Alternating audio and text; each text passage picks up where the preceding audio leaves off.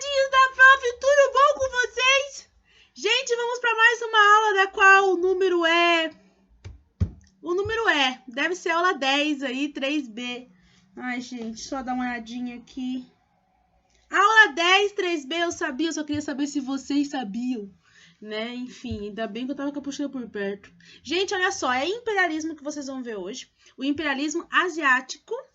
E é um conteúdo muito simples, muito fácil, muito ok e muito importante para que vocês entendam depois das guerras mundiais.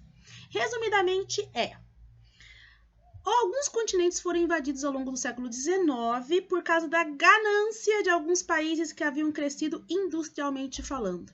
Depois, ali ao longo da segunda revolução industrial, da primeira revolução industrial, no finalzinho dela, da segunda revolução, na verdade, nós vamos ter vários e vários países que vão estar crescendo muito e vão querer ampliar os seus territórios, ampliar os seus mercados, ampliar suas matérias-primas e para isso eles vão invadir os outros, né? E quais são esses locais que serão invadidos? Mais propriamente aqui o continente africano, o continente asiático e a Oceania. Vão ser locais que vão ser invadidos por quem? Pelos países europeus, alguns países europeus. Os Estados Unidos também vai dar a brechinha deles, mas não vai ser nesse período, tá? Mas os Estados Unidos também é um país colonizador, mas nesse momento eu estou falando da Europa. A maior parte dos países estão na Europa. E eles vão invadir, então, continentes que na cabeça deles era inferior. Então, portanto, eles podiam invadir. Simples assim. Aqui tem para vocês uma imagem de uma metralhadora, porque a metralhadora ela é um grande símbolo do imperialismo. Aqui tem para vocês um cara que eu não consigo falar o nome, mas eu posso tentar só para vocês rirem, enfim. Hiram Maxim, né, no marlenês, em 1880, é ele que fez aí a metralhadora, tá? A metralhadora é um dos símbolos por causa da questão da produção, da tecnologia, da invasão e por aí lá vai. Enfim, quais são as principais causas da colonização, que não sei se tá pequenininho para vocês, mas para mim tá pequeno pra caramba, eu devia ter feito isso aqui um pouquinho maior, hein? Matéria-prima, para poder ampliar aí a sua produção e tudo mais. Mercado consumidor, porque eles queriam mais pessoas para eles poderem vender.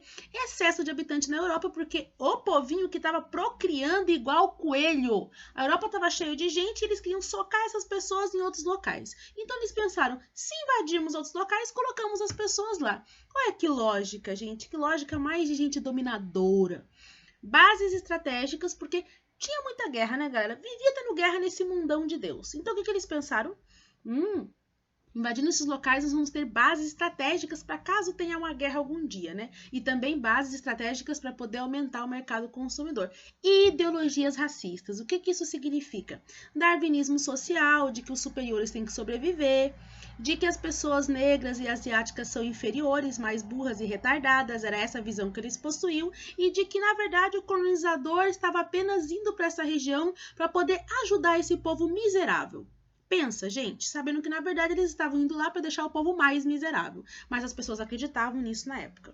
Aqui tem uma definição para vocês do imperialismo que aparece na apostila de vocês e que eu acho uma definição bem legal, uma definição do Lenin, em que ele define o imperialismo como sendo um capitalismo na sua fase de desenvolvimento e tal, tomando dominação. Ou seja, para ele, o imperialismo era uma fase em que as pessoas, os países estavam dominando outros e criando a ideia que nós temos de monopólio, que vai estar muito presente na segunda revolução industrial. Inclusive tem uma tabelinha aqui para vocês para poder mostrar isso. Ó. Durante o imperialismo, realmente foi crescendo a questão de monopólios, né? Grandes empresas que dominam outras empresas ou grandes empresas que se unem e tudo mais. São os famosos conglomerados, as grandes empresas que mandam num pedaço. Existem 3 tipos de conglomerados, assim, de empresas que vão dominar outras e que é uma característica que vai surgir na segunda revolução industrial e que vai se fortificar durante o imperialismo. Bom, gente, eu vou falar no marlenês, né? Holding, que são empresas, eu achei bem legal essa tabelinha, gente. Empresas financeiras que controlam complexos industriais a partir da posse de suas ações, ou seja, empresas que vão lá, compram ações e começam a mandar no mercado em várias outras empresas, tá? O trust, que é trust, não deve falar assim, provavelmente não fala assim, mas vamos assim, né, galera? O trust que é quando uma grande empresa compra outras, então ele vai devorando as pequenas empresas e domina total o mercado. E o cartel, que são quando empresas do mesmo ramo ou semelhantes se unem para controlar o valor das coisas. Por exemplo, vários postos de combustível se unem e falam, galera, vamos extorquir geral, vamos colocar o valor de 5 pila aí no combustível. E todos colocam e ninguém tem como falar nada porque eles estão juntos. Só para constar, cartéis são proibidos aqui no Brasil. E só para constar, eu citei posto de combustível porque era mais fácil de entender, viu? Nada contra ninguém, nem sei o que as pessoas têm ou deixam de ter, tá? Aí aqui, como que foi então essa dominação aí desses povos, principalmente europeus, achando que eram ogais da tubaína? Só para constar, gente, os principais países que eu estou falando aqui para vocês é a Inglaterra, mais tarde, bem mais tarde, a Alemanha, porque a Alemanha vai demorar para se formar, a Itália, a França, que vai ser antes, a Bélgica, enfim. Aqui tem para vocês um dos domínios para eu poder explicar, que são os britânicos na Índia. Os britânicos vão dominar a Índia, vão dominar a China e vão dominar vários outros locais. E se vocês forem ver bem, os caras eram quase donos de todas as coisas que existiam na época. Assim, era muita coisa. Como que os britânicos vão dominar aí a Índia? Os britânicos vão fazer a Guerra dos 7 Anos contra os Estados Unidos. E após a Guerra dos 7 Anos, eles ganham. E uma das regiões que eles ganham na Guerra dos 7 Anos é a Índia. E eles começam a dominar a Índia e o que eles fazem? Eles colocam um governador geral, que vai ser um líder britânico, na cidade de Calcutá, na Índia, na qual ele controla a Índia inteira. Só que ele não tirou os líderes locais. Os príncipes, os reis locais das regiões estavam no poder. Entretanto, esse governador geral, lá de Calcutá, negociava e colocava as regras aí no país. Então, os príncipes abaixavam a cabeça para não perder o poder que eles possuíam. Porque, na verdade, a Índia ela não era um país inteiro dominado por um único rei. Existia mais de um rei, ela era dividida em algumas regiões e tudo mais.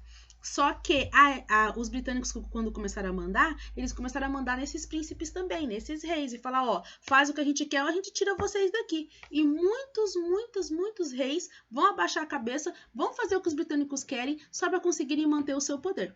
Só que a sede dos britânicos na Índia era Calcutá. Já ouviram falar de Madre Teresa de Calcutá? Pois é ali que ela cresceu e começou a fazer um monte de outras cositas consideradas milagrosas e ajudando as pessoas e blá blá blá. Agora aqui para vocês, outra coisa na Índia. A Índia, quando ela foi dominada pelos ingleses, não era a coroa inglesa que estava comandando ali, eram as empresas britânicas que estavam mandando, né? E uma delas era a Companhia das Índias Inglesas, que era a principal. Ela dominava tudo. E assim, no início, até que ela tinha uma relação legal com os indianos. Participava até de festinhas indianas. Depois os ingleses começaram a fazer, não, nós somos superiores, e começaram a impor a cultura deles em cima dos indianos. Então não bastava explorar os indianos, cobrar impostos, dominar os seus reis, eles também queriam impor a cultura inglesa em cima deles, como se eles fossem superiores. E quem estava representando isso era a Companhia das Índias Inglesas, que ia até a Índia e vendia um monte de produtos ingleses e obrigavam as pessoas a comprarem. Eu vou dar um exemplo para vocês. Os indianos, eles tinham uma cultura de fazer tapetes, de fazer tecidos, todo artesanal. Os britânicos vão chegar e vão acabar com isso. Falar assim, ó, toma aqui, ó, engole meus tecidos que são feitos em fábrica, é rapidão, tudo igual, mas tá ótimo. Então não vai respeitar a cultura dos indianos, porque na verdade o que eles queriam era ganhar dinheiro, né, gente? Aí, no meio dessa confusão toda, é óbvio que vai surgir umas guerrinhas, porque vocês não acham que os indianos vão engolir tudo assim de cabeça baixa e tudo mais, não, tá? Aqui tem pra vocês alguns dos fatores que fizeram com que os indianos falam, chega! Eu acho que o simples fato dos britânicos invadirem já é motivo suficiente para eles reclamarem, mas enfim... Veja os fatores assim mais concretos que fizeram com que eles disseram, não gostamos dos ingleses. Primeiro, falta de respeito com os hindus. Lá tem a religião hinduísta e tal, e eles não estavam respeitando a questão religiosa deles. E em 1856, eles também fizeram uma coisa muito grave. Grave na cabeça dos hinduístas e grave na cabeça dos indianos, que foi recrutar pessoas do exército que eram indianos natos, para participarem de algumas guerras e conflitos no além-mar, ou seja, que teria que pegar um navio e ir para outros locais. Porém, a religião hinduísta não via isso com bons olhos e com bons presságios. Então, uma questão religiosa começou a aflorar nas pessoas, do tipo, quem que esses britânicos pensam que são? Estão querendo que a gente vá lutar longe, mas a gente tem que atravessar o mar e isso vai contra a nossa religião e blá, blá, blá. Tem também a doutrina da preempção, que eu não sei falar para vocês esse nome direito, mas a questão é, os príncipes que existiam ali, príncipes, reis, enfim, quando morria e eles não tinham herdeiro homem, quem escolhia o novo rei, o novo príncipe, enfim, que ia ficar ali na região, eram os britânicos. Os britânicos que criaram essa lei de que eles queriam escolher os reis locais indianos. Só que muitas vezes um rei morria sem herdeiro homem e eles não colocavam outro herdeiro. Eles pegavam as terras e deixavam por isso mesmo. E isso foi causando indignação nas pessoas. Tem uma outra coisa que os indianos não gostaram, mas que eu particularmente achei que foi uma coisa positiva. Mas tudo bem, fazia parte da cultura indiana. Mas eu acho que essa parte foi legal. Os ingleses proibiram eles de realizarem casamento com crianças. E também de utilizar a tradição da sati. Que tradição é essa, professora? A tradição na qual a mulher se queimava todinha, se matava todinha, literalmente falando, quando o seu marido morria porque ela tinha que ir com ele, entendeu? Pela gota da misericórdia. Mas eles não gostaram disso, disseram, isso aqui faz parte da nossa cultura. E os ingleses, isso não tá certo. Enfim, eu não posso deixar de registrar aqui que essa foi uma das únicas partes que eu fiz nem só besteira os ingleses fizeram, né? Aí tem também uma última coisa que isso foi a gota d'água, isso foi assim do tipo, ingleses, dá um tempinho pra nós, tá? Vocês estão aprontando demais. Que vai ser a utilização de gordura oriunda de animal sagrado. Vocês sabem que a vaca lá tem uma sagradez incrível, né? A vaca na rua lá é uma coisa louca, na rua, no comércio. Aí eles vão lá e vão fazer algumas gorduras de origem animal suspeita. Vaca! E vão querer passar nas armas. Eu não sei porque que eles passavam as gorduras na arma, mas enfim, a questão é que vão querer obrigar os indianos a utilizarem gordura animal oriunda da vaquinha querida, nem nos sonhos mais profundos. Nossa, os caras vão virar, girar e falar, chega, não queremos mais a dominação inglesa aqui, porque vocês já pegaram demais no nosso pé.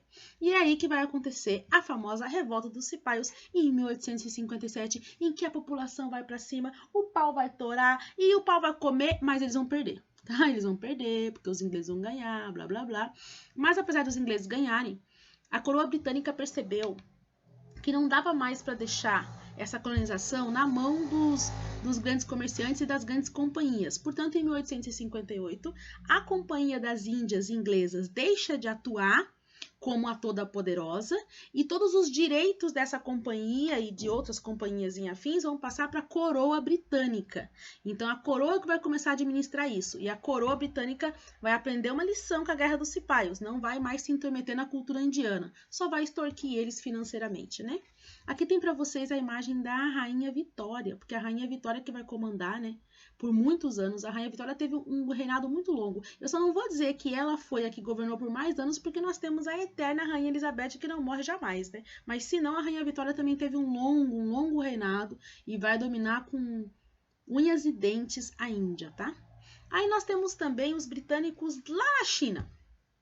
Os britânicos invadiram a China e invadiram de uma forma peculiar. Por que peculiar? Porque eles... O que os britânicos faziam na China? Ao longo do século XIX, no início do século XIX, eles vendiam o ópio. O ópio é uma planta na qual você utiliza para fazer remédios, mas você também pode utilizar para fazer drogas. Se eu não me engano, entre elas a heroína, que, diga-se de passagem, é uma droga bem forte, né? Enfim, vendia-se o ópio, os ingleses vendiam ópio na China e os chineses estavam doidão. Não sei se vocês sabem os efeitos do ópio, mas o ópio, ele... demora de 15 minutos a uma hora para poder fazer efeito na pessoa. A pessoa fica eufórica, feliz, assim, fora de si, fora do corpo. E também não sente dor. Enfim, umas doideiras, entendeu? E vicia muito rápido, né? E numa quantidade muito grande causa overdose. E muitos chineses começaram a utilizar o ópio porque começaram a ficar doidão e gostaram demais do ópio. E ópio para nossa vida, ópio na veia, dá ópio para nós. Resultado disso é que o imperador chinês não gostou e falou, escuta aqui, britânicos, pega esse ópio de vocês e fofa o pelo daqui. E os britânicos, vamos continuar ganhando graninha por aqui. Aí vai ocorrer a Guerra do Ópio. Na verdade, duas guerras do ópio. Uma em 1839 e a outra em 1856. O pau vai torar, quem vai ganhar vai ser os britânicos. E os chineses vão ter que abaixar a cabeça. E os britânicos ainda por cima vão dominar N territórios. E uma das coisas que os britânicos vão ganhar nessa guerra vai ser Hong Kong. Hong Kong vai ser considerado um território literalmente inglês, não uma colônia inglesa, um território literalmente inglês. Hong Kong, desde 1839, passou para mãos dos ingleses e, pasmem, somente em 1997 que voltou para a China. Inclusive, até hoje existem alguns problemas na China e em Hong Kong, porque como Hong Kong ficou muito tempo na mão dos ingleses, a cultura ali é um pouco, muito, extremamente diferente da cultura do resto da China. E isso faz com que eles tenham alguns conflitozinhos. Mas enfim, Hong Kong foi aí uma moeda de troca, na qual a gente perdeu, então vocês podem ficar com essa região e blá blá blá, e que foi devolvida em 1997, né? Aí, outra revolta que vai acontecer, porque os chineses, o caroço é grosso, e eles não vão fazer só uma revoltinha não, porque eles não aguentavam desaforo e britânicos enchendo o saco deles, vai ser a revolta dos Taipings, de 1851 a 1864. Não sei se pronuncia Taiping, mas gente, é marlenês, então a gente só segue. Essa revolta dos Taipings, o que ela terá? 3 coisas. Primeiro, ingleses. Não é que ela terá ingleses, é que eles não querem os ingleses. Eles querem expulsar os ingleses do território. Outra coisa, eles querem fazer reforma agrária e mulheres. Mulheres é o quê? Eles não querem fazer mulheres, galera. Também, mas não era isso que eles queriam na revolta. Eles queriam defender as mulheres porque as mulheres estavam presas a uma ideologia ou, enfim, filosofia de vida do confucionismo, no qual dizia que uma mulher boa é uma mulher que se sabe abaixar a cabeça e sabe ser obediente. Se a mulher quer ser boa, ela tem que ser obediente. E na revolta dos Taipings, esses soldados não achavam que as mulheres simplesmente tinham que abaixar a cabeça para tudo, serem submissas e virar saco de pancada. Portanto, eles brigavam por 3 coisas ao mesmo tempo. Uma delas era contra os ingleses. Mas eles também queriam a reforma agrária e também queriam libertar a mulher aí dessa subordinação imensa que eles passavam. Ó, que amorzinhos. Perderam, gente. Perderam porque não tinha força suficiente para aquelas coisas na época. Agora, a Guerra dos Boxers é uau. Também é uma guerra que aconteceu na China e também foi contra o domínio inglês. Foi em 1900. E por que Boxer? Porque existia um grupo na época que Sociedade dos Boxer, que na verdade era a Sociedade Harmoniosa dos Punhos Justiceiros, que era um grupo que lutava e os seus movimentos eram semelhantes aos movimentos do boxer. E o que eles começaram a fazer? Boxear as pessoas na rua. Você é inglês? Soco na sua cara. Você é inglês? Soco no seu estômago. Eles simplesmente saíam porreteando todos os ingleses que eles encontravam na rua. Pensa que doideira! Eles também serão controlados ali, enfim, né? Mas é a doideira, não é doideira? É doideira. Essa aqui é a imperatriz, a Tsehin, que vai ser a imperatriz que vai trair o pessoal da guerra dos Boxers, porque a princípio ela disse que estava apoiando eles, depois ela não apoiou para conseguir manter o poder dela, acabou contando quem que eram ali alguns líderes e acabou com a guerra dos Boxers. Mas o pau comeu. E o Japão, galera? E o Japão, o país do Pokémon, o Japão, o país que consegue se reinventar. Gente, o Japão, ele era um país extremamente agrário, e ainda vivia numa Idade Média no século XIX. E ele não aceitava que abrir os seus portos para outros povos, a não ser a Holanda, que ele fez uns negocinhos com a Holanda assim, mas não aceitava. Até que os Estados Unidos fez pressão militar, e mais pressão militar e conseguiu fazer com que o Japão, em 1853, abrisse os seus portos. E o que eles encontraram? Encontraram um Japão que tinha ainda senhor feudal. Só que na época o senhor feudal era chamado de shogun, porque lá o feudalismo não se chama feudalismo, é um sistema semelhante ao feudalismo, que se chamava shogunato. Então esse senhor feudal, entre aspas, era o shogun. O Japão estava dominado por vários shoguns, que não permitiam o contato da população com o Ocidente, enfim, achava que, nossa, o Ocidente era um bando de demônio, aquela coisa toda. O Ocidente que eu digo ali é toda a Europa e também o Brasil, tá? O Brasil não é ninguém na fila do pão, galera. Eu tô falando dos Estados Unidos, tô falando da América como um todo. Porém, a pressão norte-americana fez com que eles abrissem os seus portos. E daí o que aconteceu é que os shoguns começaram já brigavam muito entre si, mas com essa abertura com o Ocidente vão começar a brigar mais ainda por causa de conflitos de ideia, do tipo, e aí, comercializamos com eles ou não? Como é que a gente faz e tal? E é aí que a família imperial consegue voltar para o poder novamente, consegue dar um jeito nos shoguns, nos senhores feudais, e com seus exércitos feitos de samurai. Cara, que do caramba! O exército do Japão era feito de samurai, entendeu? Qual que é o seu exército? um exército qualquer do Japão, feito de samurai. Enfim, os samurais da coroa, nossa, chega a acertar o coração, conseguiram botar ordem nas coisas, lembrando que os shoguns, que eram os senhores feudais, eles também tinham samurais, mas isso é outra história. A questão é que os shoguns serão dominados pela família real e daí a era Meiji vai iniciar, que é quando retorna os imperadores lá no Japão. E o que esses imperadores vão fazer durante a era Meiji? Vão criar ferrovias e tudo isso, gente, no século XIX, ali por 1880, o Japão já vai estar se desenvolvendo bastante. Em outras palavras, em 50 anos o Japão consegue se transformar numa potência. Você tem noção que tem países que demoraram 300 anos? O Japão conseguiu isso em 50 anos. Mas enfim, o Japão vai criar ferrovias e estradas durante a era Meiji, né, quando os imperadores voltarem. Criação de muitas indústrias, adoção do shintoísmo, que era uma religião que via o líder como um cara maravilhoso, best, não acho que não é best que fala, mas enfim, como um deus. O que significa que isso vai ajudar eles a respeitarem o império, né, e o imperador. Investimento na educação. O Japão vai ser muito rigoroso e vai ter uma educação muito rigorosa, e isso vai fazer com que os japoneses fofinhos, bonitinhos, lindinhos, respeitem muito a educação, respeitem muito a cultura e se tornem grandes profissionais. E assim o Japão vai exportar tecnologia, exportar inteligência. Diga-se de passagem, os caras exportam até hoje, né? E a união de grandes famílias industriais vai ocorrer e vai surgir grandes conglomerados, como por exemplo, eu não sei se eu consigo falar Mitsubishi. Esquece, galera. Mas é isso aí. E o que esse aqui é só uma imagem para vocês da era Meiji, né? Uma fonte histórica e tal, que eu não vou trabalhar ela porque eu tô vendo que a minha aula aqui, vocês sempre tem que ficar um tempão vendo a aula da professora Marlene, né? Porque eu sou a louca da enchente. E assim, aqui tem para vocês o seguinte, é só uma finalização antes da professora trabalhar aí a correção de exercício, tá?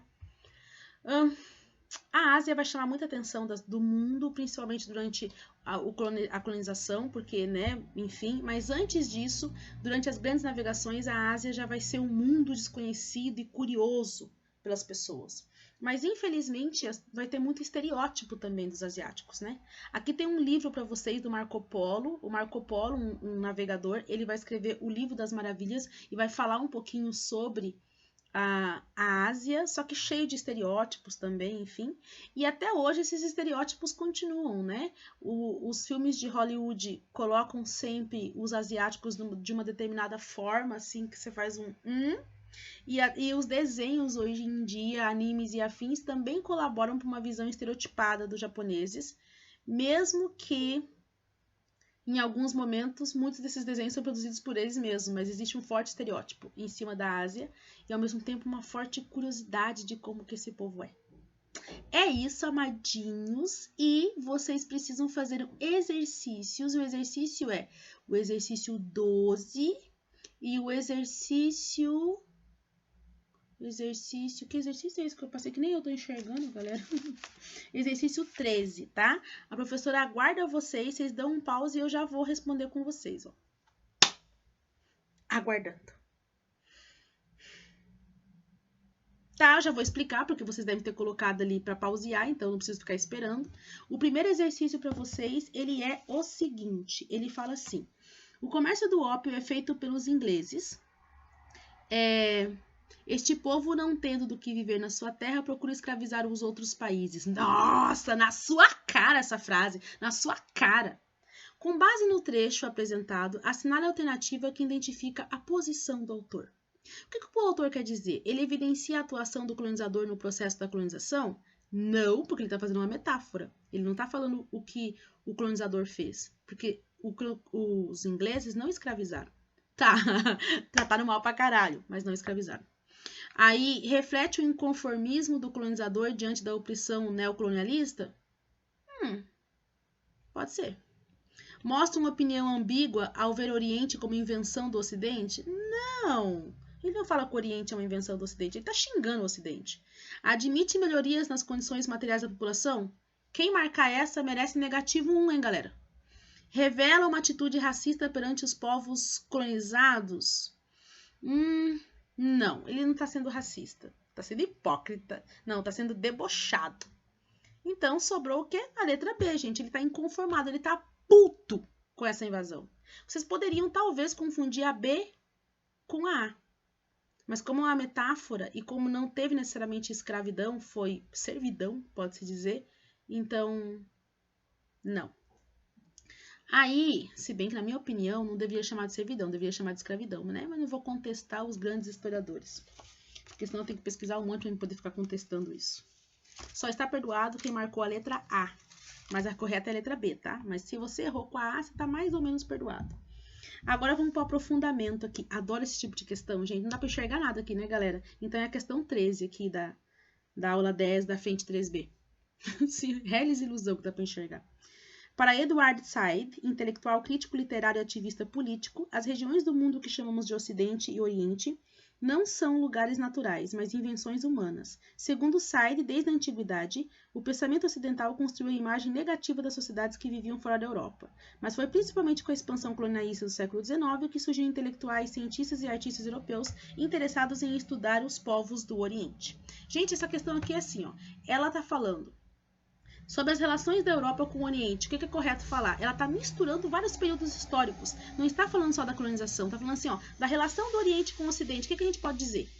Aí a frase 1 diz: as relações entre a Europa e o Oriente ficaram ainda mais próximas na Baixa Idade Média com o crescimento do comércio. Verdade, porque na Baixa Idade Média vai ter as grandes navegações e eles vão direto ali, ó, nas Índias, em Calicut, vão entrar em contato com as pessoas. E na Baixa Idade Média também vão ter as cruzadas, a população vai até lá, vai pegar umas muamba. Então, realmente, a Baixa Idade Média já começa aí a relação entre Oriente e Ocidente.